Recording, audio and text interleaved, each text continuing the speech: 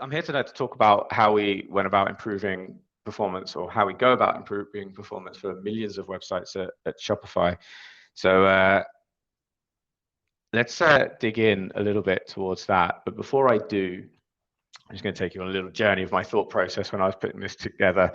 Um, First thing I thought about was what kind of clever little hooks are there to the word million that I could kind of base this talk on? And I first of all went to Google, typed it in, and the first thing that came back was millionaire's cake, right? So I was like, okay, this is a good one. I've like had it all kind of primed and lined up here, ready to go. I was thinking about like having good performance is about all about getting the right ingredients, and that like we could talk about like how sweet it is when you get good performance.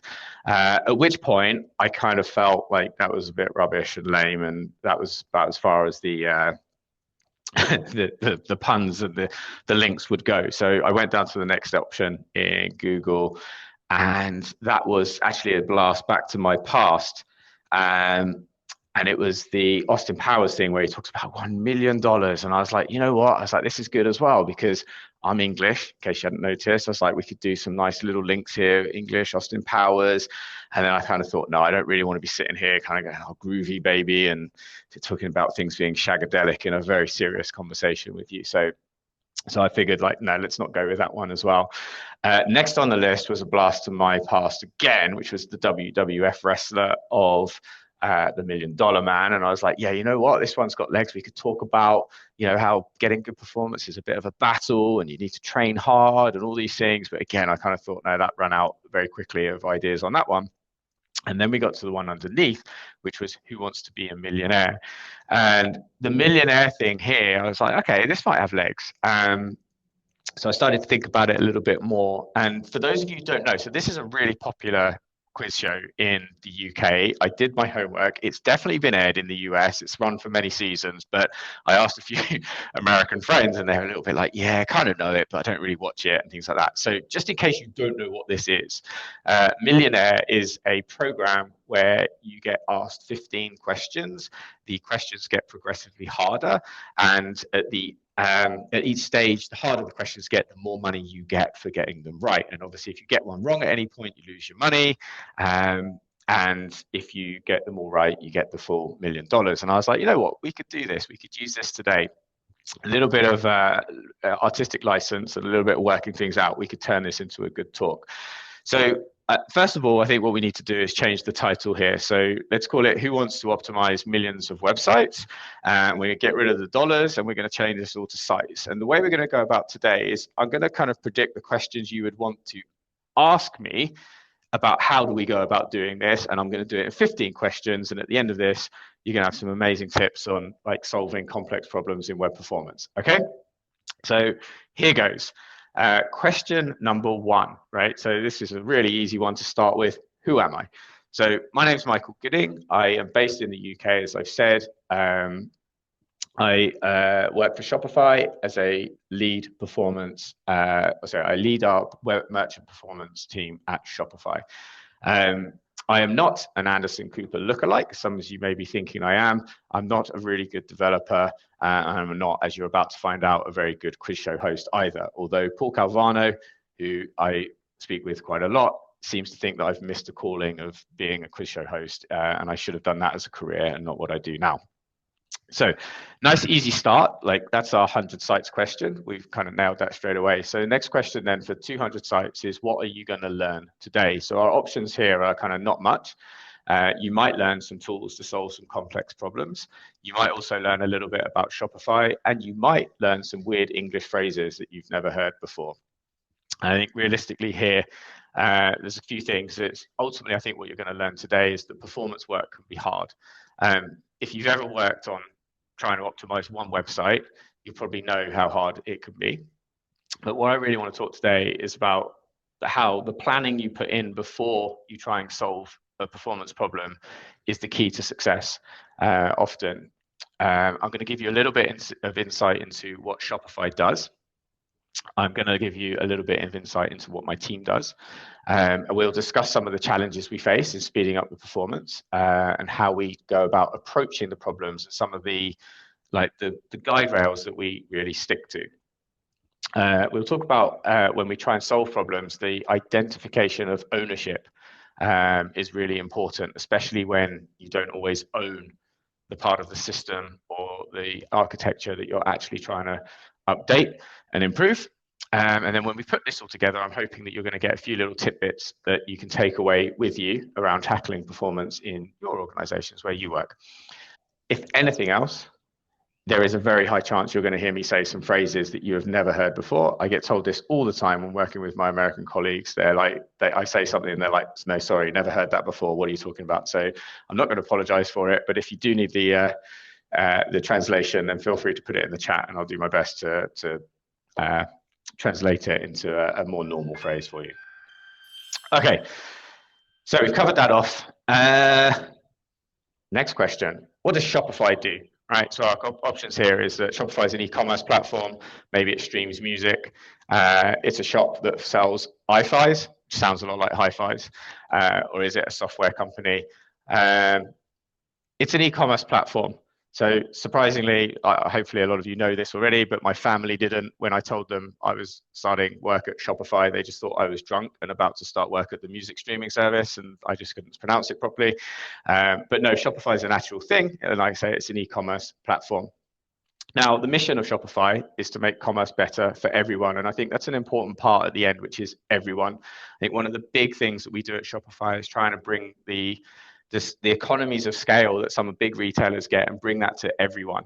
Like literally, if you're just thinking of starting up a business tomorrow and you've got no background in commerce or technology, then you can go and do it and you shouldn't be at any kind of disadvantage. We work with all sorts of entrepreneurs, those people who are just starting out, to household names that you might recognize on this slide. As a solution, we offer a no-code solution, which means you don't really need to be technical to get up and running. It is really simple. I remember when I joined, I started my first store, it was literally up and running within about an hour or two, and I hadn't really done anything like coding wise. It was so simple. As well as that though, for our bigger merchants and even those on the smaller side, the platform is fully customizable, so it's very powerful. And we're going to talk a lot more about that as we go through tonight. It's not just software that we provide, it's also point of sale devices. We offer finance solutions to our merchants as well. And also until recently, we had like logistics solutions too. So it's not just the online stuff that we do. It really is trying to make everything about commerce better for everyone. Like I say, not just maybe like our bigger merchants, it's also the smaller ones too. True story, my kids generally don't care about anything that I do, yet alone what I do for a living.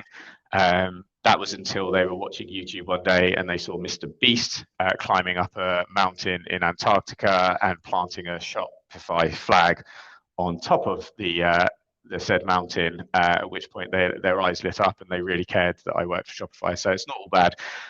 That's an example of an entrepreneur that we support. You know, someone's, well, maybe not the most normal entrepreneur, but someone's starting out just selling products and things. And like I say, we've got like big name brands like Allbirds, and I put Sunday Citizen in here. They're not the big name brand, but they're one that we've worked with, and they've actually got a location in New York as well. So I thought it was nice to put them in here. All right, let's move on. And so now we're 3 out of 15 questions down already. So we're rattling through this.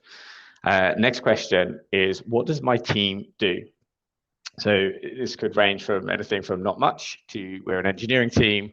We talk at meetups and we make commerce faster for everyone. And I think the answer here is we make commerce faster for everyone.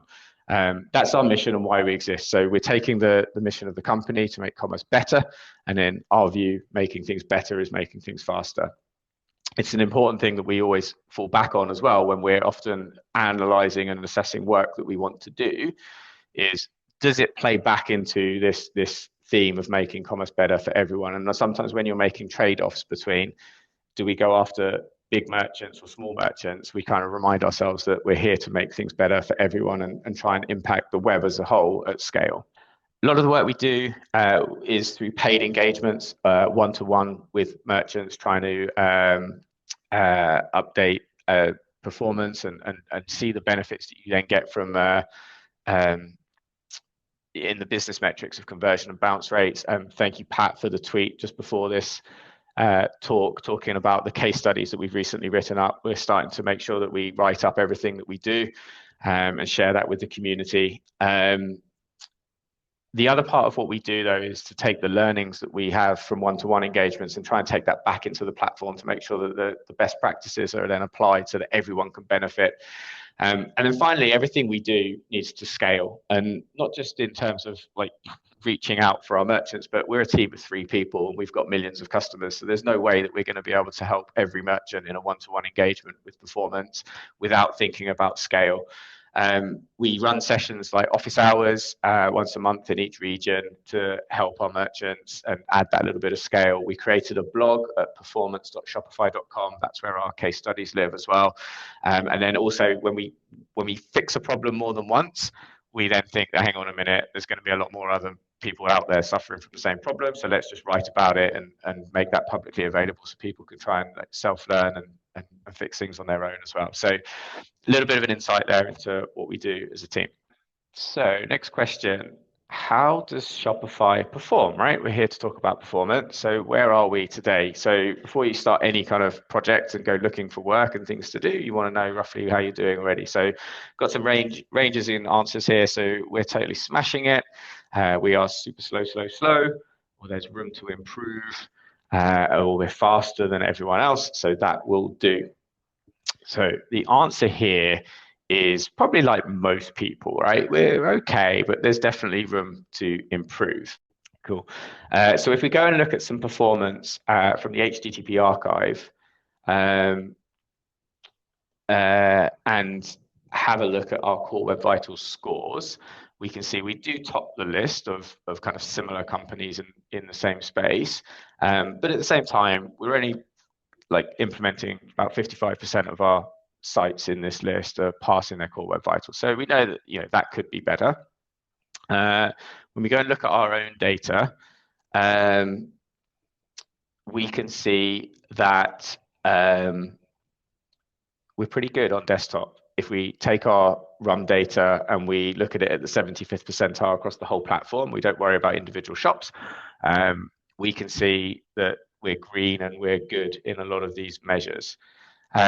However, when we go to mobile, there is a little bit of room for improvement here. In the LCP drops down to the moderate level, and so does the CLS. So there's definitely something that we can do. There's room for improvement, as we said there. So that's our 5th question. Patrick, you sent a question through. I'll do these as we go through. So feel free to send your questions. Patrick's asked if there are any wish list items that you wish browsers would implement, i.e. roadblocks where browsers supporting X would make it possible to debug or solve an issue. Couple of things that I think are on my wish list for browsers is better debugging around early hints, better performance reporting. I think it's pretty hard at the moment with the tools we have to try and understand when an early hint is sent, when it's received, and the timings around it.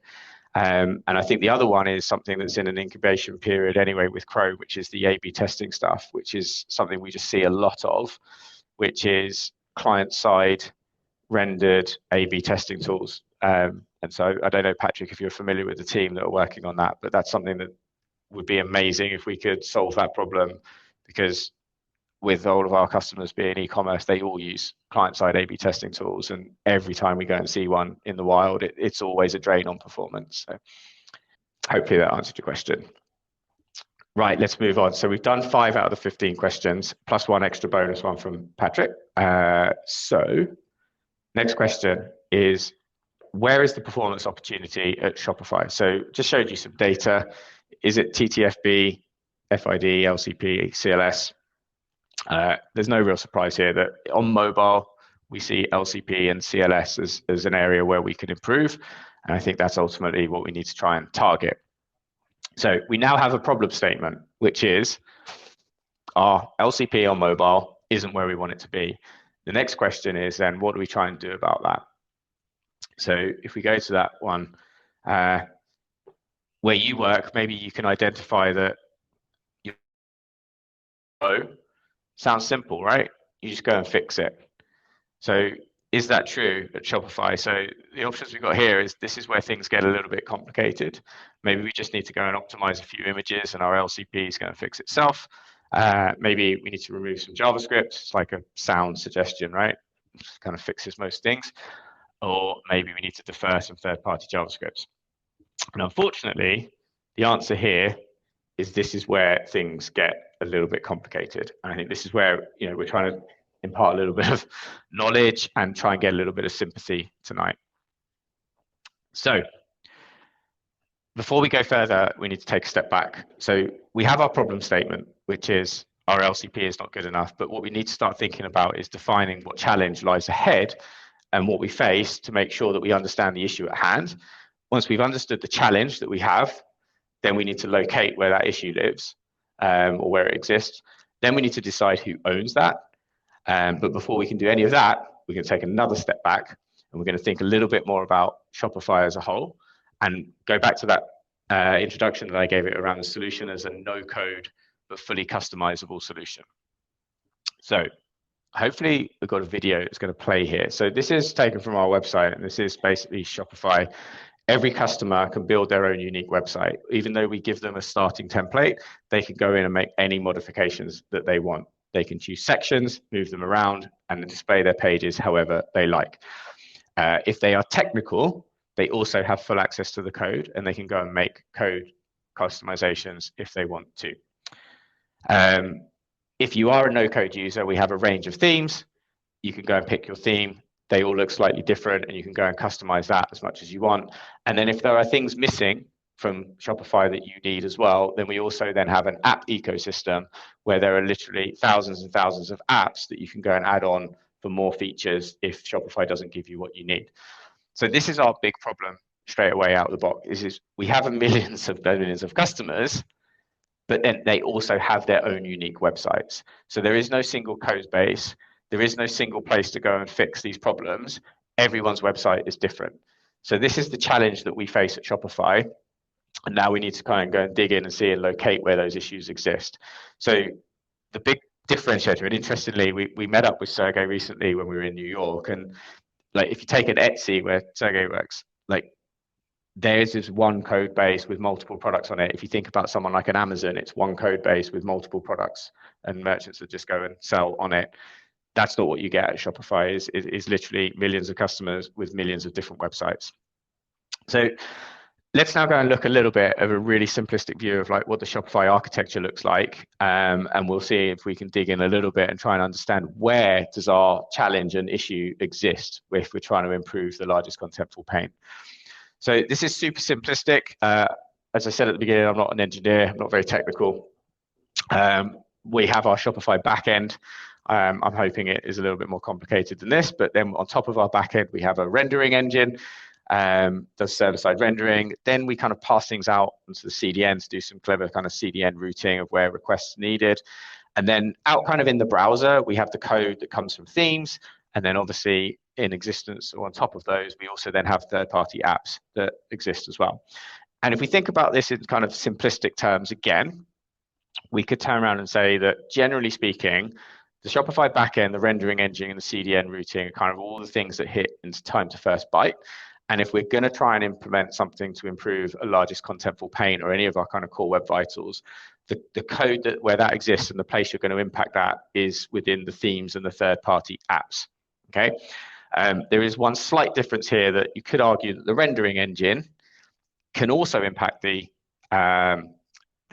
what I would call like the front-end user metrics, because the output of that is also a result of or can impact those metrics. But the time it takes to go and process that, that's very much going to be dependent on your time to first byte or impacting your time to first byte.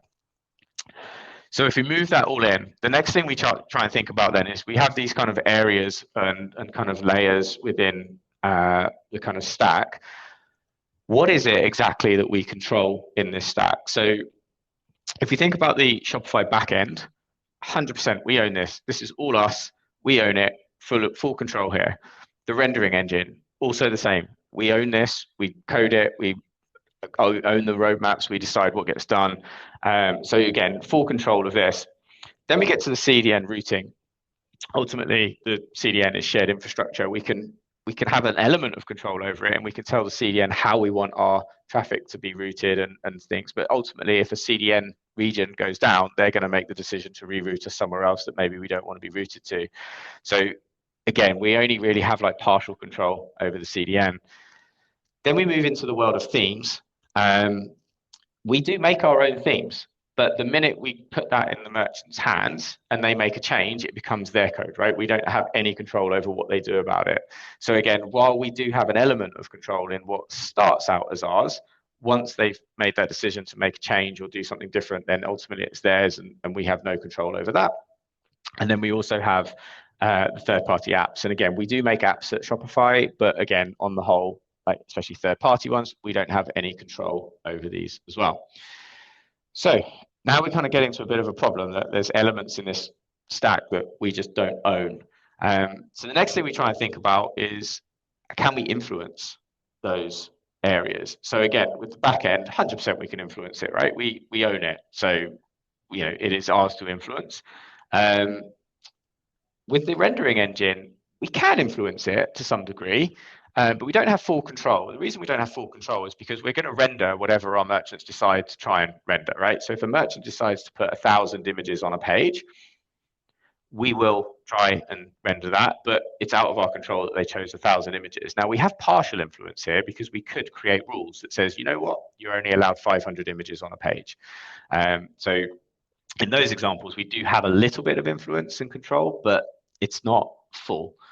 CDN routing, again, like it's not ours, so we can only influence and do our best there. Same for themes, and the same for third-party apps, is that we don't own these, and the only way we can make changes here is to try and exert influence on those areas. Now, historically, the comfort zone for improving performance at Shopify is here. It's in the Shopify backend, and rightly so. We own it. It's all ours. We have full control. A lot of the performance work that goes on at Shopify is focused around server side and time to first byte, and so it's not always a bad thing that everyone is super focused on performance and things. But in this instance, we suspect our issue with LCP doesn't lie here. It lies somewhere else. The other advantage to making changes and optimizing things here in the back end is that once you make that change will hopefully impact all merchants and all page views across the platform. So again, it's a nice place to go and implement things and improve things, but it may not be the one that's going to solve our problem that we're looking at the moment. Next big question is, if I've got an LCP issue and it's caused by HTML, then ultimately I really want to fix it here. I want to fix it in our rendering engine. This is, again, a common place where Shopify will look to make improvements because we've got higher levels of control and strong influence. But again, I'm not 100% convinced this is where our issue lies, but who knows? There is a theory.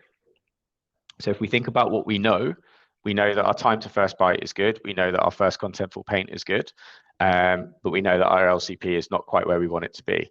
Now, theory number one is that if we improve our time to first byte, then everything else should kind of shift along with it. And if we can improve our time to first byte by enough, then hopefully our LCP follows. Now, this is theory number one. If it's true, it makes life a little bit easier. If it's not true, it makes things a little bit harder. Now, from my experience, it doesn't always work like that. If you improve one metric, there's no guarantee that the next one's just going to follow. Things are normally a little bit more complex. So my theory, and theory number two, is that if we really want to move the needle on LCP, we need to go and do something that we've not done before. And we need to go and optimize at the theme level. And so this leads us into our next big question, okay? And that question is, what's the actual issue that's causing the high LCP and potentially the CLS as well? We're not really talking too much about that at the moment. We'll talk a little bit about it at the end. But what is actually causing the issue? And that'll help us locate where the issue is coming from as well. So first of all, we could blame third parties. Seems like a great way of doing things to me. Not my problem, someone else's. We could just have massive images. And if we just go and improve our massive images, then maybe that's going to solve our problems. Or it could be lazy loading, or it could be a slow time to first byte. So one thing we know is, or the suspicion, is that it's lazy loading.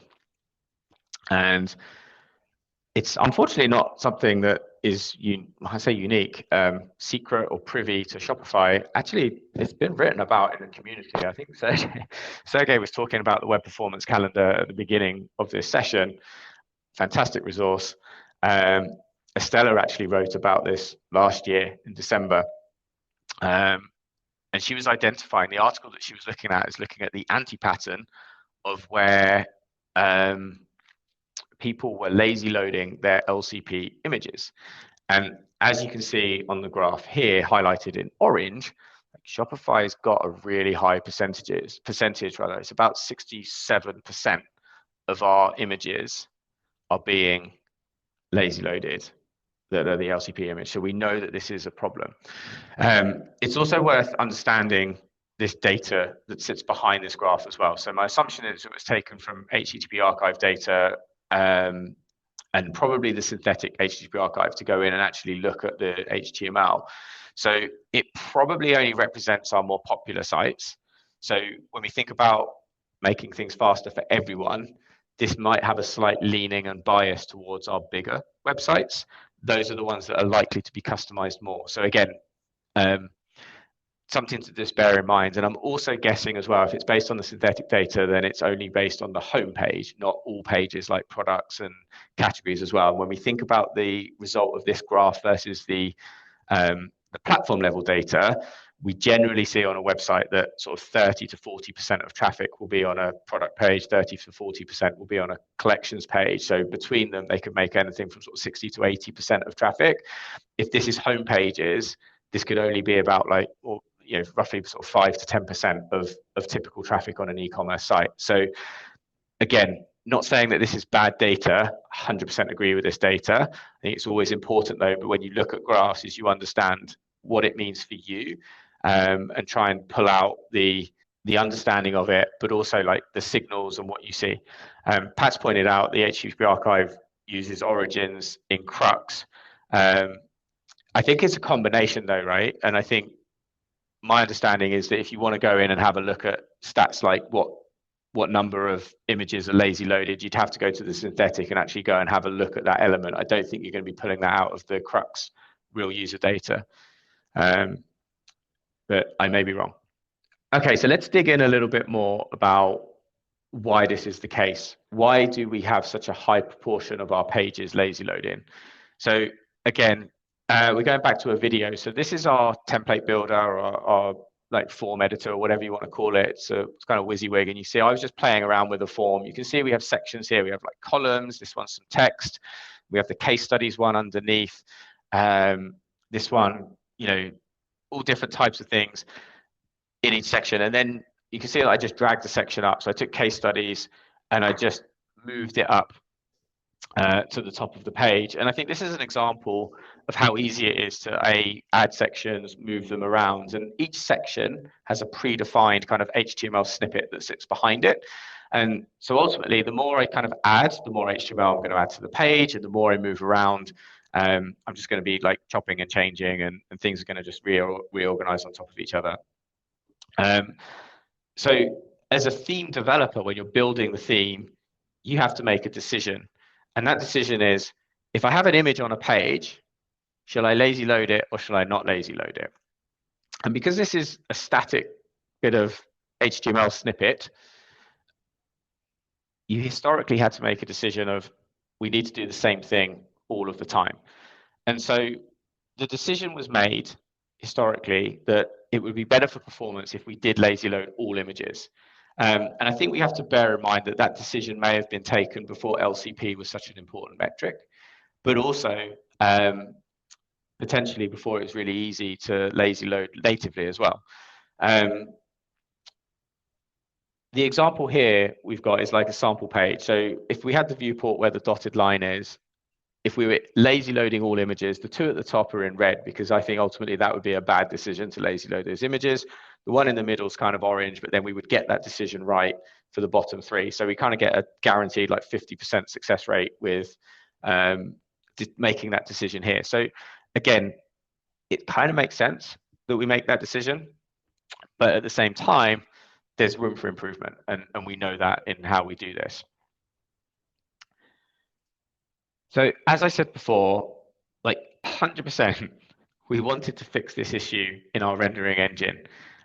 This is the place to do it, right? We can control it, we own it, and if we do it here, then it applies to everyone. We could roll it out and it would be an almost instant platform-wide update. However, we really struggled to come up with a way to do this that was accurate enough and not confusing enough in the first place. So bear in mind, we don't know the viewport at this point. There's no layout being done here. We're literally just kind of server-side rendering code into HTML. We really tried hard. The other problem we have is that lazy loading is an optimization. And by taking, if someone was telling us that they did want a lazy load and then we were taking it out, we felt like it would be really confusing for people to like try and understand, like, well, hang on a minute, I thought I was lazy loading this and now you're just taking it out, it's disappearing. And you're almost kind of overriding an override to tell it not to do the override that you wanted in the first place. So we were like, this is going to get super confusing for people from a usability standpoint. And also, like I say, we just couldn't find a way where we felt like the solutions we were coming up with were accurate enough to do it in an automated way, which is somewhat disappointing. So if we want to fix this issue, I think we're going to have to go and do it in the themes. And there's the obvious problem here is we don't control the themes. Correct, we build them, but like I say, once the merchant gets hold of the code, they can do whatever they want. And so this is new ground for us at Shopify, is that we don't normally try and push out like platform-wide improvements by relying on something that we don't know. But in our team, we truly believe that there is a big enough issue here and that this is the best way of solving it. And if we can do it here, the results will be amazing. So, you know, based on our belief and our, I'm going to say, confidence in that, we're going to press ahead and try and do this this year. We're in the process of doing it. We haven't got too far. I'll talk a bit more about that as we go through. So we're rattling through the questions here. So the next big question is, great, Shopify doesn't own the themes. Who does? So it's probably not the answer here of Shopify, but it could be partner agencies, it could be the merchants themselves, or it could be anyone that codes. I'd say actually the answer is probably all of this, all of the above, but it's anyone who can code. So you don't really need to be amazing at developing. You could take a theme that already exists and you could go and modify it, and then you could resell that in the theme store. We have lots of different options in there. We build our own. Often they're used as the basis for other agencies that then come and take that and then they modify it. They make them maybe more specialized for certain industries and things. There's so many different choices. But like I say, ultimately, anyone who can code can go and build a theme. So the next thing we decided to look at then is, all right, we know that we don't own this, but what does the kind of landscape look like for themes? Now, these are our top 10 themes. The bars represent the number of page views, not the number of sites, page views. So there's a slight differentiation here. And again, it's a nuance that we need to be aware of when we're making decisions about kind of groups to go and update. Worth pointing out, 2 in the top 10 are owned by Shopify. Dawn and Debut, they're 2 of our flagship themes. With both of these, they're very popular within our no-code customer base. So when people join Shopify for the first time, they don't have technical skills, they'll pick the first theme they see, and often that's just one of ours. They also want a free theme because they're not willing to invest in a paid one. And so again, these are very popular themes. So they have a lot of different sites or stores, and they also have a lot of traffic, but those individual sites don't always have a lot of traffic, if that makes sense. It's important to remember, because if we're talking about trying to optimize 1 million websites, then we could potentially achieve that goal by just updating 1 or 2 of our own themes because there's that many on them.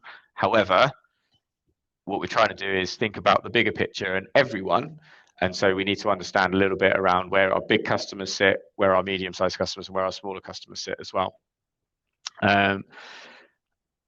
The other thing to remember here is when we talk about HTTP archive data, we're talking about top websites. So if we want to impact that graph that we saw earlier, it might be the case that our own themes aren't the places to do that, because the sites that sit behind and use this theme may not be popular enough to be in some of that HTTP archive data as well. So again, it's always important that you understand the data, you understand your user base, however big it is, and make sure that you've got your kind of segments and you know where you will impact them and where you won't impact them. Second thing you then need to do is check, once you know what your data looks like and what it represents, you need to understand where can you have the biggest impact on those groups, and does it align with your goals? Unfortunately, our goal is to make commerce faster for everyone, so it's a very broad goal, and ultimately, if we can make performance better anywhere, then it's going to affect, hopefully, everyone. There is some good news in this.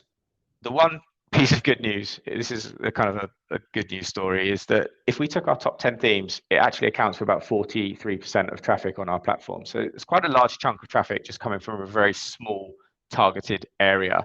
If we extend that down to our top 30 themes, we get up to about 60% of traffic on our platform as well. So that's actually quite nice to know, that is that we can target a really high proportion of user experiences or page views just by looking at the top banner of our most popular themes. So again, that's useful for us trying to work our way through what we're going to do to try and improve this. All right, next question. How do you fix a theme that you don't own? So this is it's 101 influencer skills, right? I'm sure you've had an opportunity or something in your business where you need another team to do some work for you, or you need to get someone on board with something that you truly believe in. This is where we're at Shopify at the moment with this. So if we're trying to influence people, do we use a carrot, a stick, a carrot and a stick, or do we just beg and hope that someone listens? I would say we're going to go with the carrot and the stick approach. So a little bit of give and take. So from the carrot side, we can give people new tools. We can give them new tools to make better decisions. Right now, the only decision they make is lazy load, yes or no, right? That's it. There's no other tools that they can really rely on to make a better informed decision. So I think we can improve there. And we're in the process of getting them some new tools, and I'll go through them in a moment. The stick approach is we plan to publish some performance-related data on the themes. So this is to try and incentivize people to focus on performance. Now, I'm not going to sit here now and say, oh, some of the performance is really bad. It's not what the exercise is all about at all. It's more about like, how do we as a community or an ecosystem improve and give our merchants the best experiences? There is so much context around why a specific theme might be slower. Like I said earlier, sometimes they specialize in specific areas, and that specialism might be that they create product pages with 100 images on the page.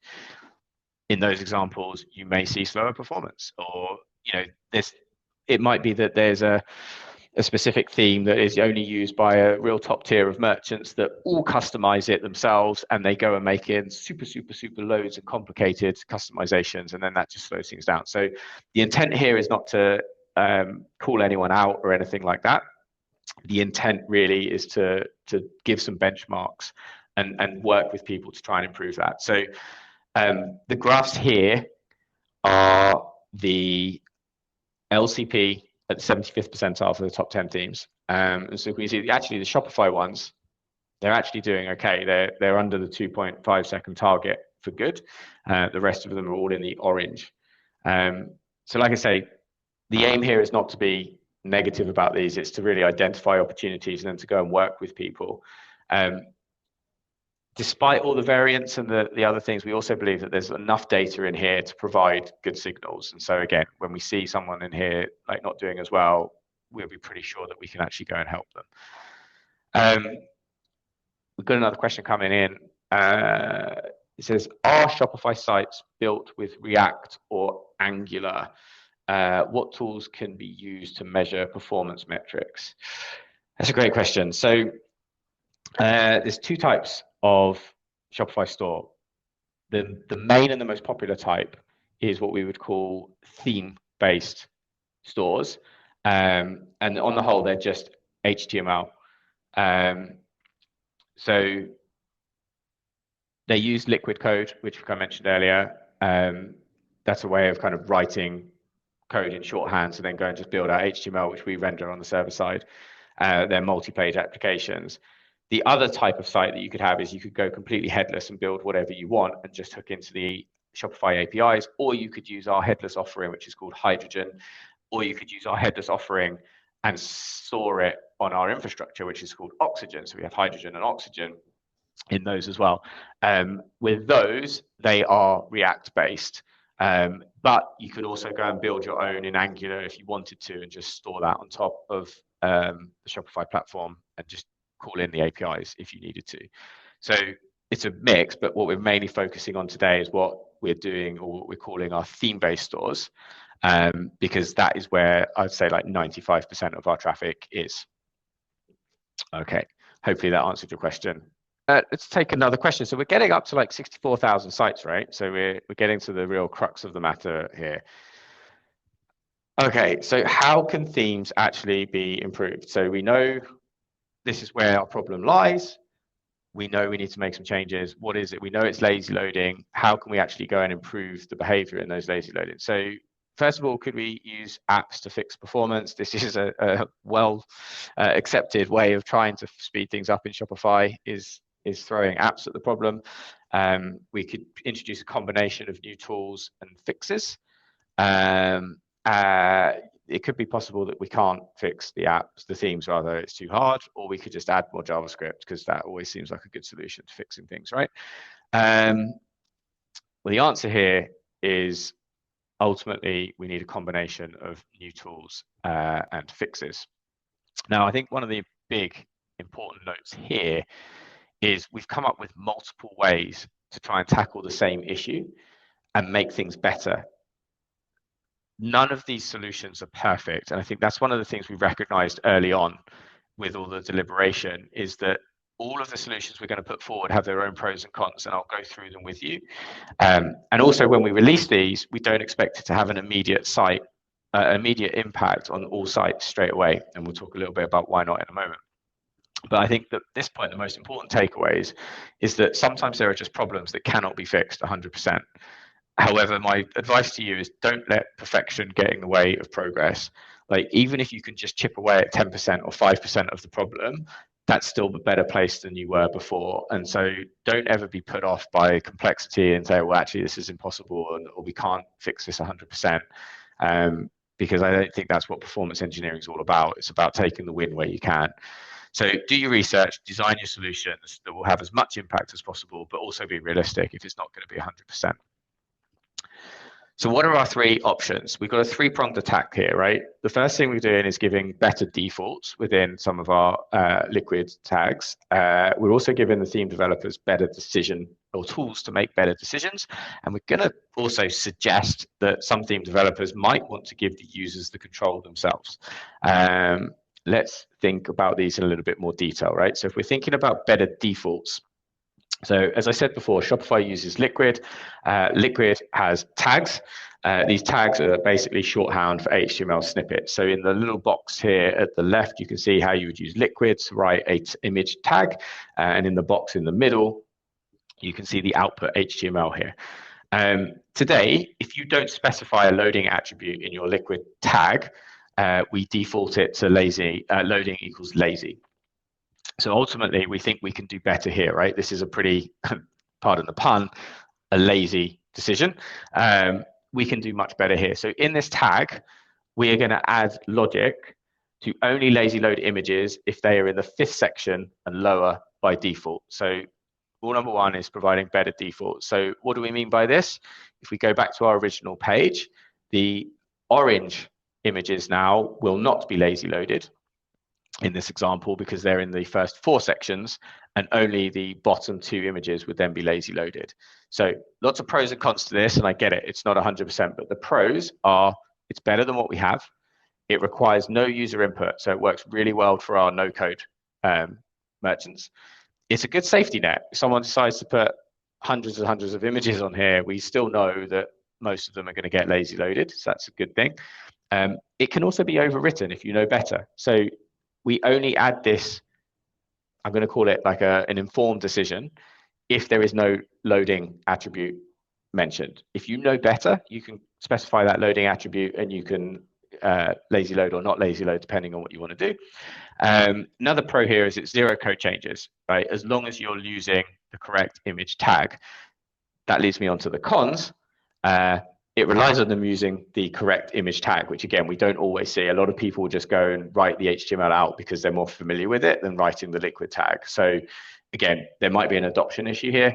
So what we might be presenting is this solution, and then people might have to then change their HTML code into a proper liquid tag to get the benefit of this. And then the final thing in the cons is, again, this isn't perfect. We may end up over lazy loading or under lazy loading. And you could argue in this example I've given here, we are in theory under lazy loading. We should be lazy loading maybe the third or fourth images here as well. So not perfect, but the key is it's better than what we have already. Let's look at solution 2. Solution 2 is all about exposing something that a theme developer could use. So this is the index number of the section on the page. So this is kind of exposing the logic of what we're using in the previous one to the theme developers so they can make their own decisions. So this is transferring the power a little bit from us to the theme developers. So if they know that their site or the way they've laid out pages, their rule of 4 doesn't work for them, they can go and change that. They can make logic here to say, look, if this is index section number 3, do something that's not what the default behavior is. The pros here is that it allows for more targeted action in the theme. It could be more accurate than our defaults. It gives the theme developers more control because they should know a little bit around what they're building and the layouts. And it doesn't require end user input. The cons, it still may not be 100% accurate. And then the other one is that I've put in here is it may get misused. So while we're releasing this and exposing this for this use case, we have some very clever partners and theme developers. They will no doubt use this for other things. We haven't, like it's impossible to think about all the things this will get used for. Hopefully it doesn't. It gets used for just lazy loading and decisions around the UI, but who knows? Okay, third and final one.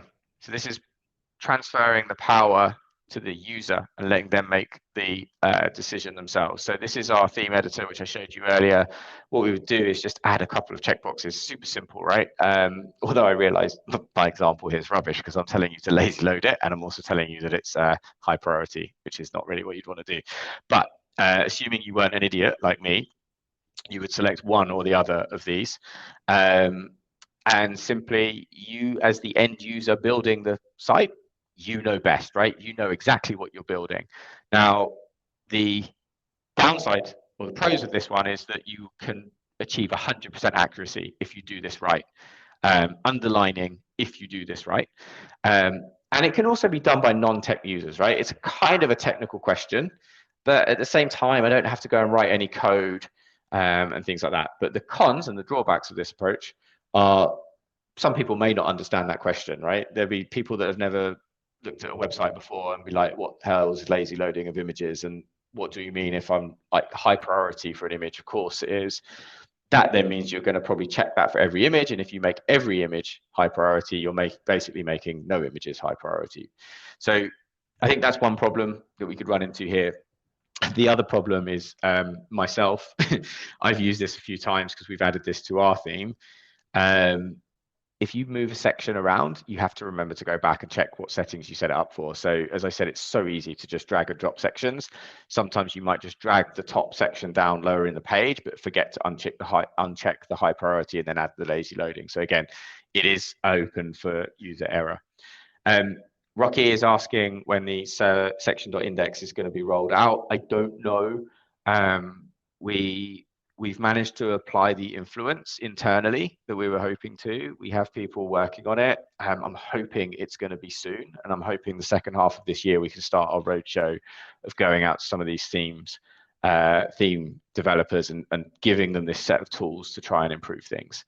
So you will be the first to know, Rocky, once that gets done.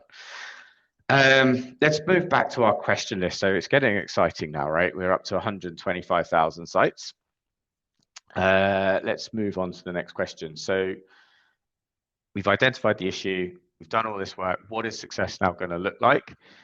Right now, I'd take just improving one website is one option. We've got 100% of websites have got to be faster, 100% or nothing. At least 1 million websites, and I'd feel shortchanged if we didn't hit 1 million, given the talk of this the title of this talk rather. Or it could be something else. Now, I think realistically, it's something else, but I'm also at this point so overwhelmed by all the complexity here that I would just take improving one website right now, right? Like I said, we've assessed the data, we've identified the problem, we know where the issue exists, we know who owns it, we've made a decision that it's worth the effort, we've got a plan. Now we need to just decide what are our targets, like what would success look like here. So again, let's take a step back and remind ourselves of the opportunity we had. We had Estella's article about 67% of images being lazy loaded. Remembering that this represents probably our bigger stores and potentially only on home pages. Then we also had our real user data, and we want to get to green for everything, right? So it's a 17% improvement to get our 3 seconds down to 2.5 seconds. So I think that's achievable. We didn't talk too much about LCP. Now, ironically, some of the issues in LCP are also caused by lazy loading, because people try and lazy load their style sheets to make them non-blocking, but they do it for sections that are right at the top of the page. This is a manual change, and so I think we don't need a solution here. People can just go and manually change that back again with a little bit of education. We also see, I think a lot of this number is caused by images just not having the height reserved, and sections just dropping down. So again, I think this is not something that we need more tools for, it's just more education. The final thing of why we're not really focusing on this one is we look at a lot of run data and we do correlate it. And I'd say out of all of the metrics we look at, CLS is one of the weakest that correlates to conversion, and even bounce rate to a degree. So while we find that it is important and it would be nice to improve, it's just not registering up as the top of our list right now. So is it realistic to reduce this number by half a second, or 17% at the 75th percentile? I would say yes, but I'm about to shed some more bad news into the story as well. Yeah, so we've got a comment just coming in from Oz Web Perf. It says different browsers have different amount of pixels below the fold that trigger loading equals lazy image to load when scrolling down. It's a really valid point, and I think as well, when I was mentioning how our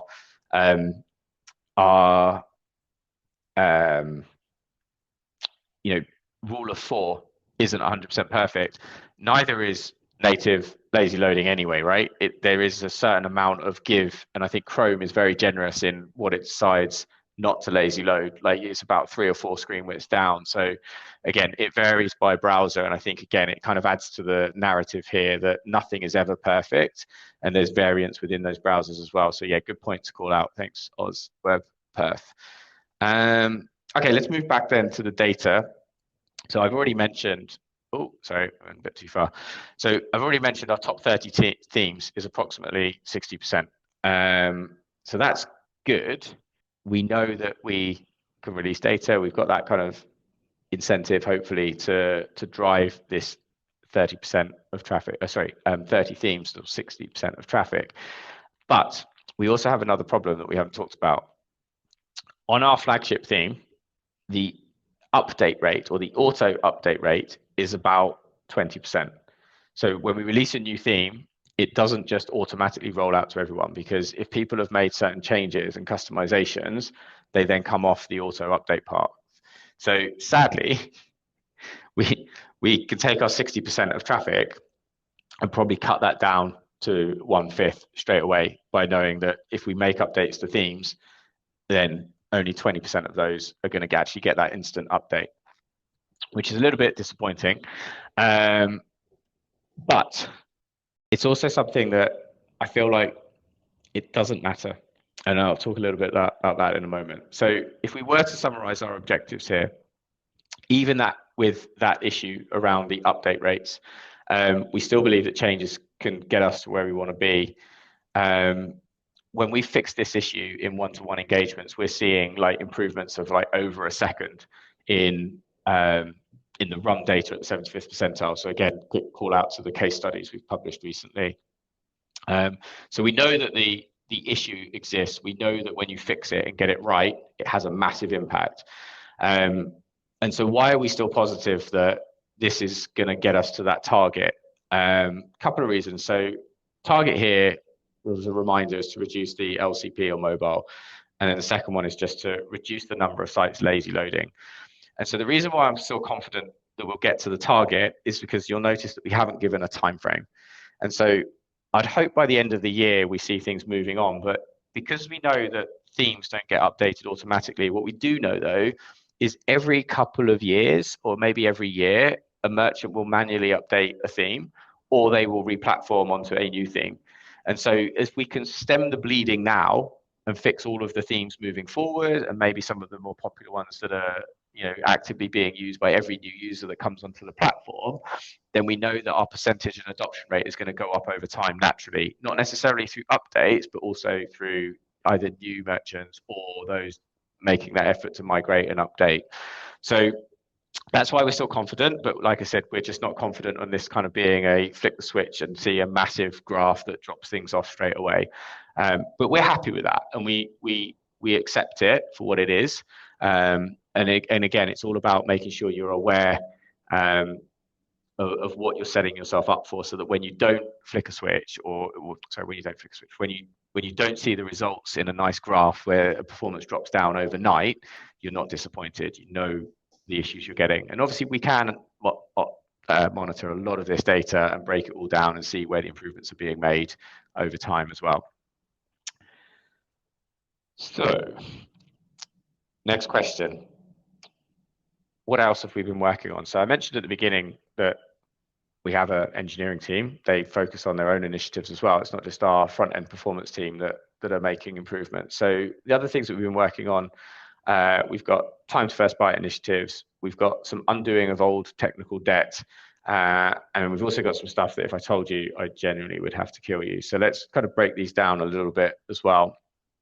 So first of all, new hardware. We actively monitor our hardware all the time, learning where we need rendering engines closer to users. These help speed up time to first bytes. These efforts are ongoing, but we've made a lot of progress this year on that.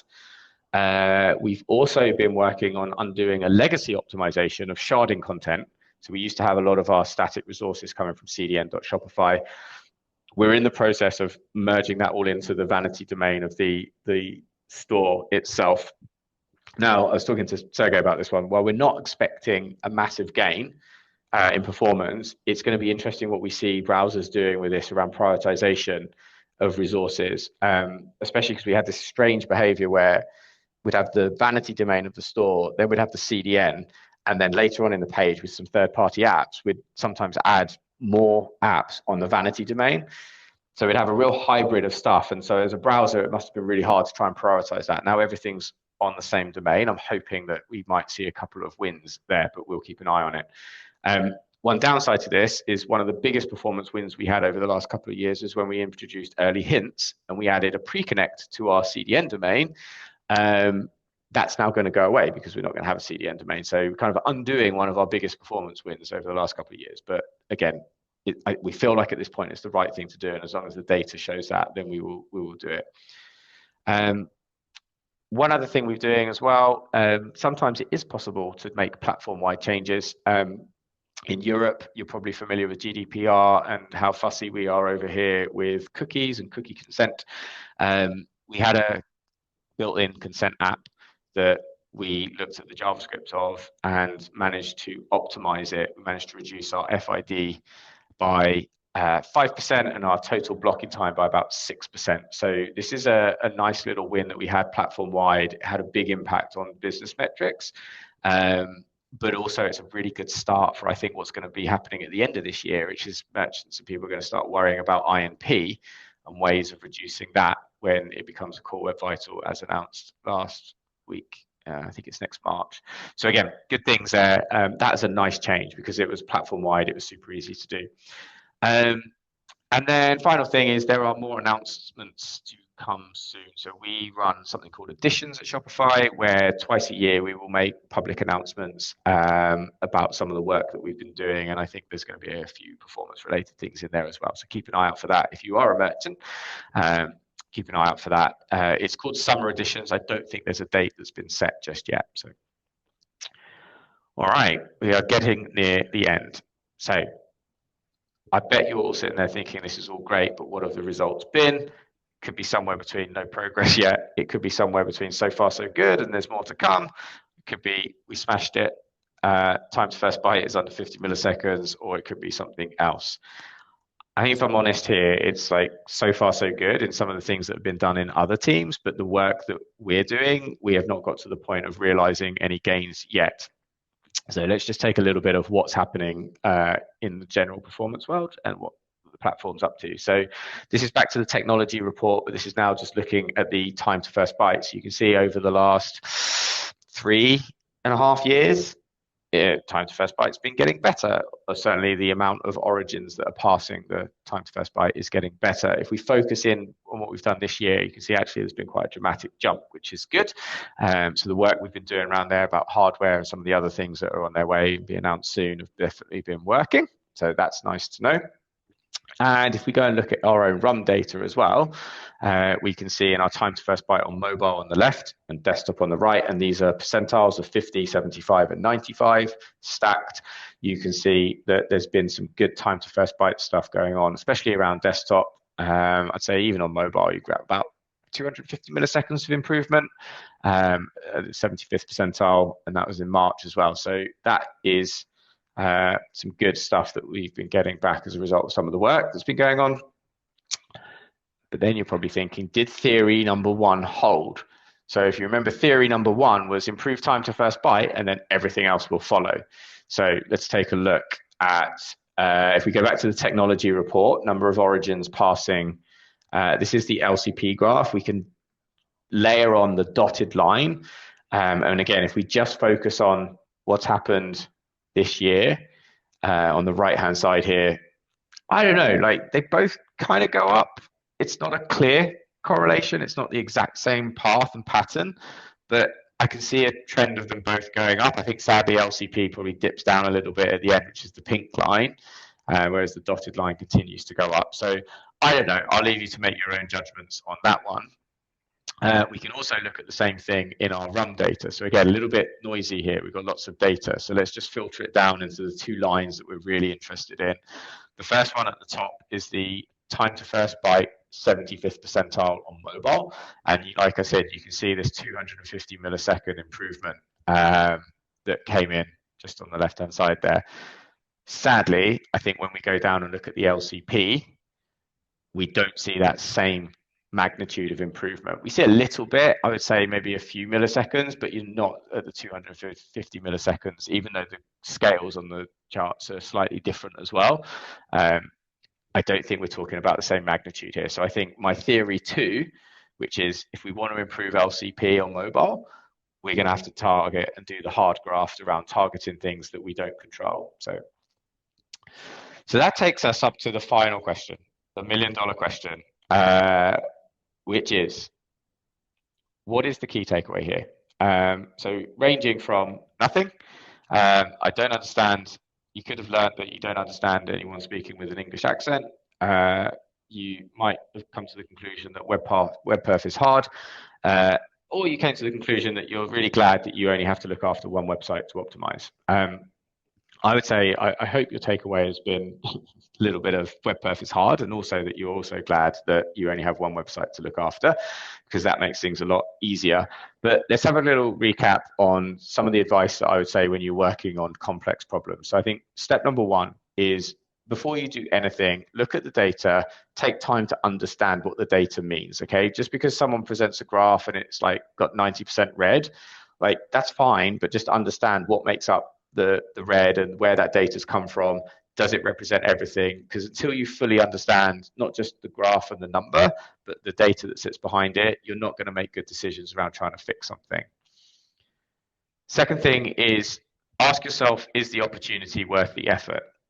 So with the example we talked about today, I'd say this is really high effort and it's very unsexy work, right? If you're a performance engineer, like setting up webinars and going out to people and asking them to change their code is not sexy, but getting in amongst code and rolling new things out to servers and things like that, that's sexy. But like, don't be put off, don't be put off by the hard graft. Sometimes it's boring and non-sexy. Like, don't make that decision. If you've got a big enough opportunity, if it's high effort, then go for it. Ask yourself if you control or influence wherever the problem lies, and if you don't control it and you can only influence it, try and think of ways in which you can apply that influence. So in our case, we're thinking about releasing performance data as an incentive, and also we've got like new tools as well for people to go and play with to try and like invigorate that enthusiasm. Don't accept the status quo. If you believe in something, go ahead and do it, right? Don't, just because something hasn't been done before doesn't mean to say you can't attempt it. I would say don't be afraid to fail as well, right? If it goes wrong, then and we don't hit our target, but we still improve something 10%. Again, I think that's a win in my eyes. So don't be put off by people telling you that that's not how we've done things or you can't do something. Like, it's not true. Like I said earlier, don't be scared of hard work. Like, this is so like not sexy work, and like when we go and work with the theme developers and things, like it's literally us just kind of telling people what to do. We're not actually doing anything ourselves, and we're relying on them. But you know what? We truly believe that it will be worth it if we can pull this off, and that the platform will benefit massively. But as a result of this, the performance getting better, our merchants will benefit massively as well from the conversion and the bounce rate improvements that they see.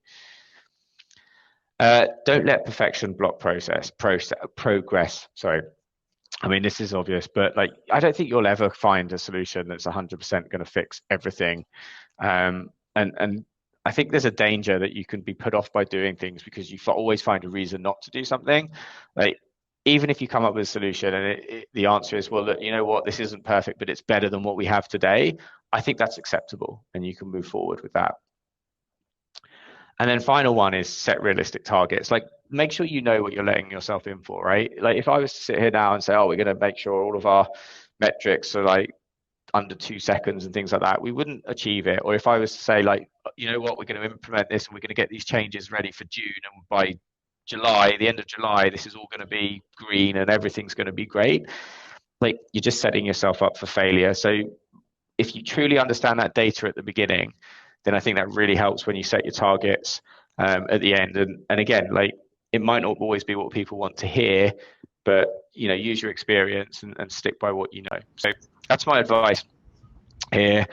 That's it. We got ourselves to optimizing 1 million websites. So well done, everyone. Thanks for playing. I know we've had questions coming in as we've been going through, but if you do have any other questions, then feel free to ask them.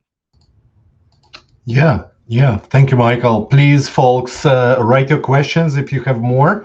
I do have a few that kind of came up as a follow-up from questions you answered already. But first of all, I want to say that I love your concept of control and influence here, right? Because the problems you have at Shopify might be relatively unique to a few platforms like yours, right, or similar in a similar business model. But the challenge of convincing people to do performance is almost identical for everybody, and you have 2 prongs of control and influence, right? Like, so my question is, like, do you have any developer program or program where you have outreach to your theme developers and maybe individual business developers? Yeah, we do have a partner Slack channel, and I know Sia in our team is much better than I am of being in there and like talking to them, listening, understanding, and actually this concept around section.index. And I saw Rocky, who's one of our customers, works with one of our customers. He seemed quite excited by it. Like, that was put forward and championed by some of our theme developers themselves, right? These are not our ideas. So, we have DevRel positions. What I would say is it's more focused around development, and I think as we all know, front end web perf is very niche, and I think you sometimes need to speak the certain language and things. So, yeah, we're doing our best with 3 people to try and speak to as many people, understand their challenges, as much as we can. Mhm. Mhm. Yeah, it's yeah, and you need to both be an expert in performance and outreach, right? Like it's a tough thing to do in both cases, like to reach both ends. Yeah, honestly, we we did something as a team called the Clifton Strengths Finder like last year, and luckily we all came back high in the influencing category. Like, sadly, we none of us came very high in the execution category. So we said we were all just like sitting around telling other people what to do, but not actually doing anything ourselves. But I mean, we have to influence. I mean, we spend our whole days like influencing people, right? So we have the internal influence. Like, how do we like build front end performance into the thinking of our engineering teams? I think everyone we speak to at all levels, they all care about performance, but they don't all know necessarily the best ways to measure it and improve it. And I think so we have the influence internally about trying to get them to spare resource to help us build things that are going to be useful. We have the influence our merchants when we go and see them, because sometimes in a one-to-one engagement they're not always convinced. They need a little bit of helping, like of why performance is going to matter and what impacts it's going to make to their business. Then you've got the influence out with any kind of third-party provider. I think one we're going to have to work on soon is going to be the app providers, because I think INP is going to be an issue that exists in the apps, not in the actual stores themselves. And so I think there we're going to have to we're going to have to go and try and work with them to solve their blocking issues or their JavaScript based issues to try and reduce IMP. Otherwise, people are going to start looking at apps and go, well, hang on a minute, these aren't performant and these are going to impact our core web vitals in that sense. So it's non-stop. I think every layer that we have to work with, it's all about influence. So Yeah. yeah. I see there's a question from Oz Webper. He said, if I was to start a t-shirt shop, what theme would you recommend? I don't know. I have no idea, but I've heard there's good money in it, especially if you do custom printing and just do drop shipping. You don't have to hold stock. I've kind of contemplated the idea myself. I would say also I've used Dawn, and it's super easy and it's got a lot of optimizations in it already. So I don't know. And I will have a twist on the question. What theme of a t-shirts would you recommend? And I proposed a web performance t-shirt. So like, well, I think Addy's already captured that market, right? That's true. That's true. That's terrible. Well, that's great. Actually, I meant to say that. So maybe Ozzy is in Australia. So he like maybe it's international performance t-shirts. I don't know. Yeah. Which actually brings me to the question of, like, you mentioned your like one-on-one consults, right? Like with, I assume, bigger merchants, right? What do they ask for to be optimized? Because that's like when they come to you, do they say, I want my LCP optimized? Or how do they go about it?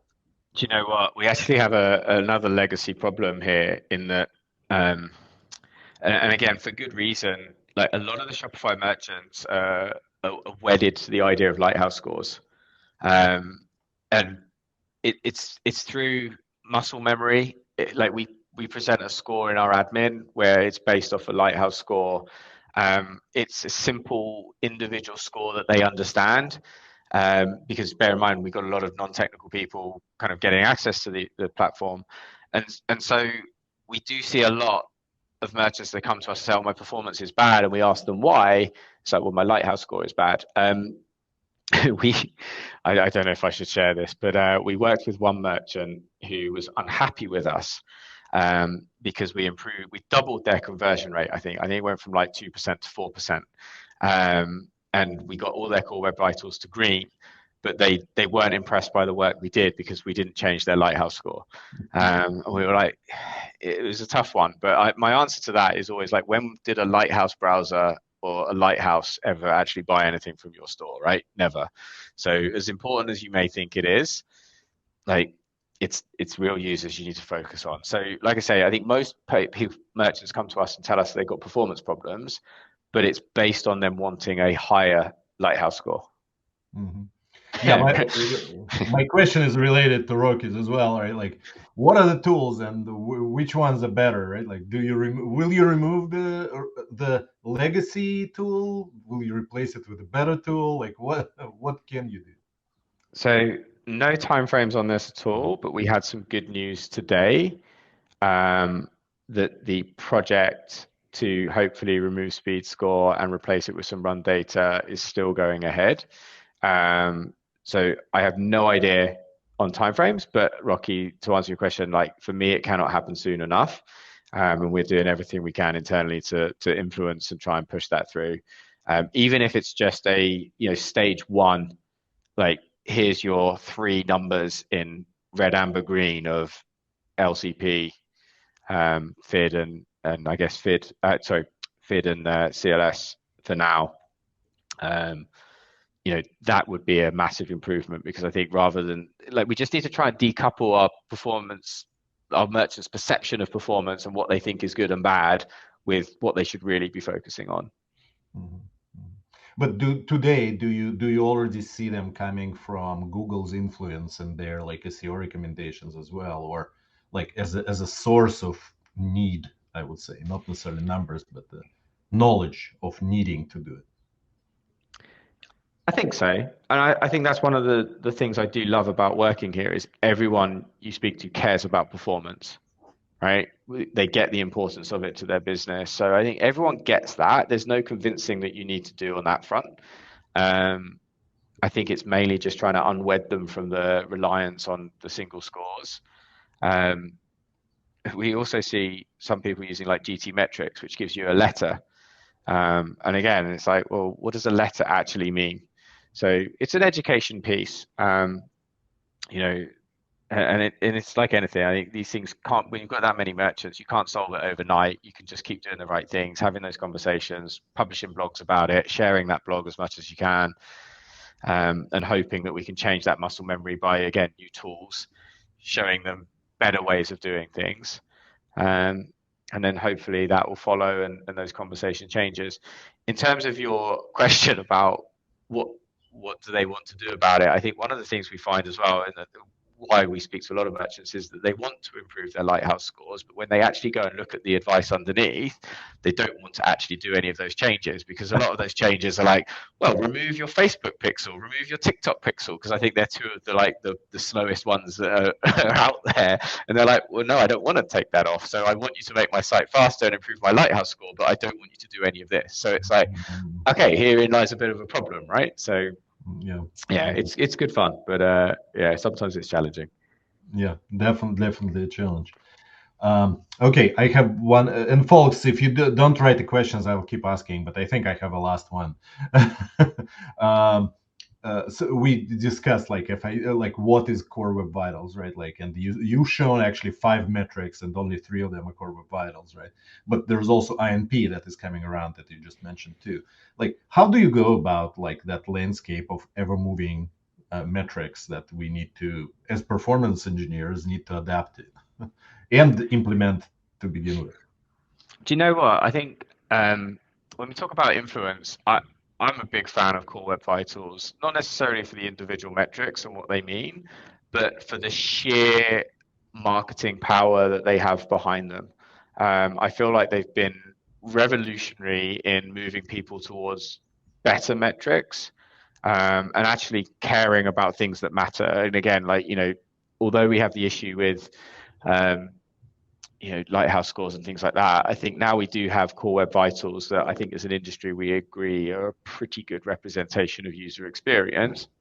We now have our non-technical users like focusing on those as well. They know what they are. Whereas until Core Web Vitals, I remember, in a previous job, like, explaining to people why page load isn't necessarily the best thing to use anymore, and that time, go back to the days when time to first byte was the proxy for performance, right? I think we've moved on so much, and I think for that, the work and the awareness that Core Web Vitals has raised has been fantastic for our industry and our merchants. Yeah, and the fact that Core Web Vitals introduced thresholds, even if we agreed on metrics before, the thresholds were always like, I remember the number was shifting from some like getting closer to zero and all of that. But nobody believed any numbers, and it was a tough life. And now we have Yeah. like good fallback too. We can have a more complex conversation, but the fallback is like, well, core web vitals. If nothing, look at that. Yeah. I think the other thing as well with Core Web Vitals is, like you say, with the thresholds, you talk about users being at the center of it, right? So the it's funny, we talk to people internally about like what would make a good opportunity for someone to come and work with our team. And I always say, like, ask them what their performance is.